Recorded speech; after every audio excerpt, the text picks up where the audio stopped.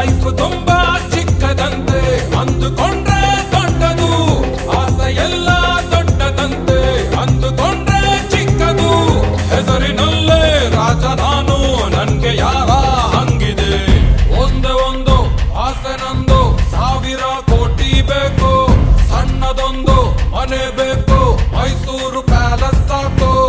ಆಸೆಗೆ ಟ್ಯಾಕ್ಸ್ ಇಲ್ಲ, ಕನಸಿಗೆ ಫೈನು ಇಲ್ಲ.